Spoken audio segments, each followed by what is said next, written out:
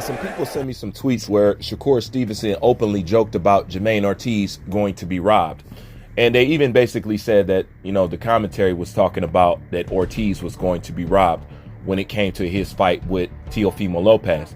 Now, it's no secret that the fans do not believe that Teo won at all. If anything, it's a question mark, and it's something that he should revisit. But, no revisiting, no rematch and stuff, none of that is required, which leaves a interesting taste in people's mouth, because they're seeing how fans are still whining about a Devin Haney victory over Vasily Lomachenko, a fight that is very clear to me, but nonetheless, you still have people that want to complain. And that only stirs up the pot bigger when they're looking back at Ortiz and they're now saying, you know what? Bruce, was Ortiz robbed twice? Not only against Teofimo Lopez, but also Vasily Lomachenko? And with that being said, I'm going to say this. Nonetheless, I would see why you would say it. Because if you go back and watch the fight with Ortiz and Vasily Lomachenko, just like always, just like every time I bring up, every time we watch a fight that's going to be on ESPN, you're going to deal with that ESPN corrupt commentary. That's one thing that Teofimo Lopez talked about, that he was not bullshitting. They do that. Okay? If you go back and listen to the commentary, you will see that they didn't count, and they wasn't talking about all the things that Ortiz was doing in that fight. Ortiz landed a lot of uppercuts on Lomachenko that they just remained silent on. The same kind of silence you heard when Teofimo Lopez was dominating in his fight with Vasily Lomachenko. So it just goes to show you it does play a role.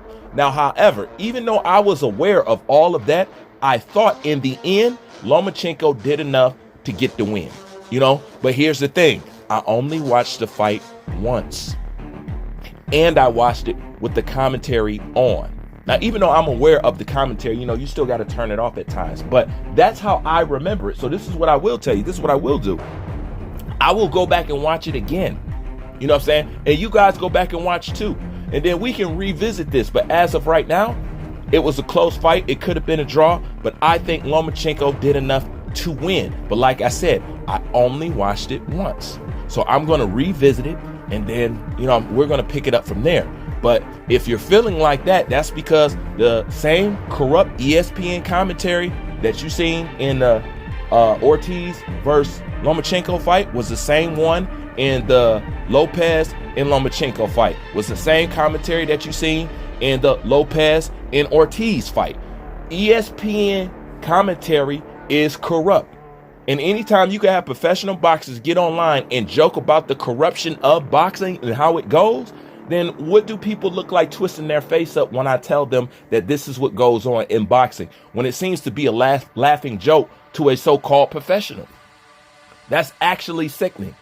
But we can go back and watch it and go over it. But to me, he did enough. Now, I wouldn't be surprised if I go back and I have a different opinion. But as of right now, that's what I feel. So it's no shock if you feel like he has lost or he was robbed of both fights, because that commentary will always indicate that that's what they wanted to do. Now, however, if you listen to the commentary, they wanted Ortiz to win. Ortiz just had to step it up a few notches. They just couldn't give it to him based off that, but they wanted to. They really did. He just needed to step up that ring generalship a little bit more, and they'd have tossed it to him. It just wasn't enough.